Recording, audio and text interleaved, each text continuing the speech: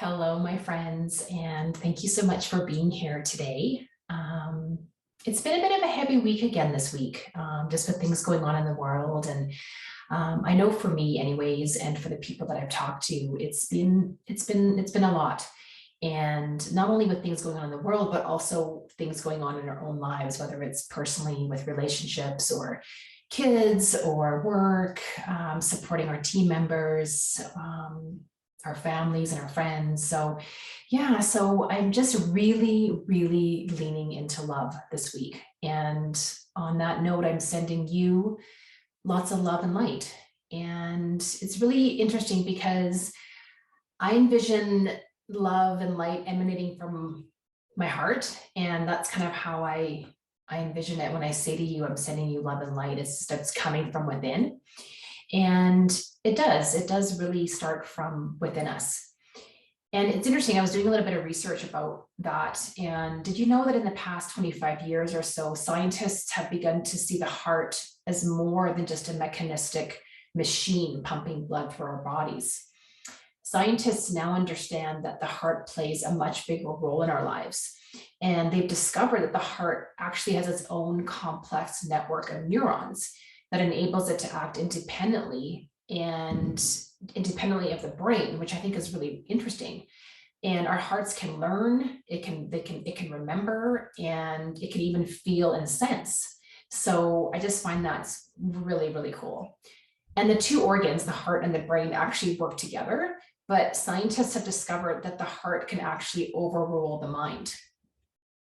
So I just found that very interesting that the heart plays such a big role, both physiologically and emotionally in our lives. So I guess when I say that I envision love emanating from my heart, what I'm actually saying is scientifically and biologically true. It's also why the heart has been such a symbol for emotions, and in particular love, in so many cultures. Probably in all cultures, the heart has been a symbol of love. And since ancient times, and in ancient societies, the heart represented the source of a lot of different emotions, including empathy, consciousness, reason, will, sympathy, and intellect, purpose, and of course, love. So, when we think about it, when we feel love for someone, we actually feel a warmth in our heart, and it's in this area of our bodies. When we feel a pain in our heart because we're grieving or we're sad, we feel that physiologically in our bodies, in our heart area. And also when we feel sympathy for others, when we're looking at what's going on in the world and all these people suffering, where do we sense it? It's in this heart region. And so it's just so true that it does start from within us, and we do feel in our hearts very deeply a lot of different emotions. And I do believe that love is what the world needs right now.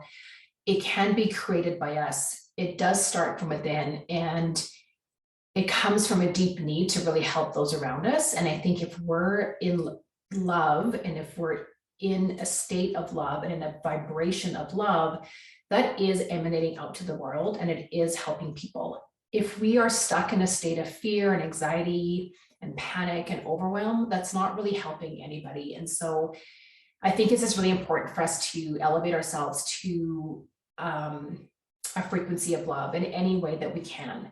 And it does start from within, and it can be created. I've heard some really beautiful examples this past week of love. My sister sent me a picture of some pierogies that she made, handmade, and they were so beautiful. Each one was just perfectly made. And you could just tell that she made them with love, and it was just so much feeling. And it was just so beautiful. I talked with a friend of mine who had our team meeting this week, and she was really vulnerable and shared how she was feeling about things going on. And I think there may have been a few tears, and she really held space for her team members to be able to share their feelings and emotions as well. And that to me is love as well. So I thought that was really great.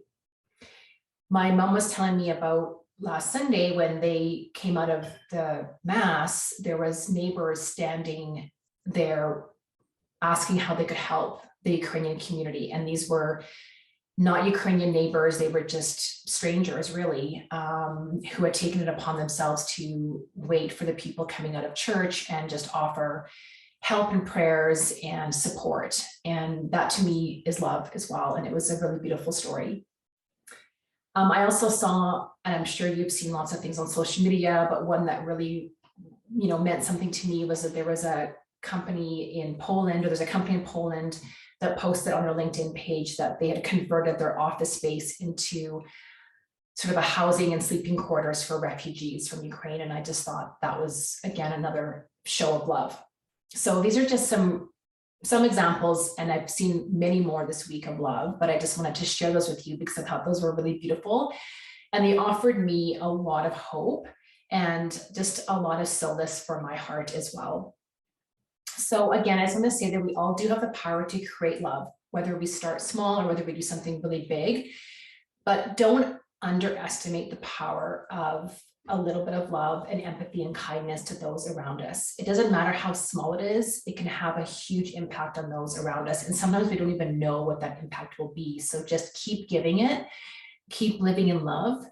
I'm sending you love, as always. And as always, I'm offering you an invitation to work with me. If you want to connect more to your purpose and create a life that is really fulfilling and makes a positive impact, I invite you to book a discovery call to learn more. So have a wonderful week, my friends. Live in love, show some love, show some love to yourself, to those around you, and see what happens this week in terms of how you feel, and if that does help you create just a nicer, warm feeling in your heart.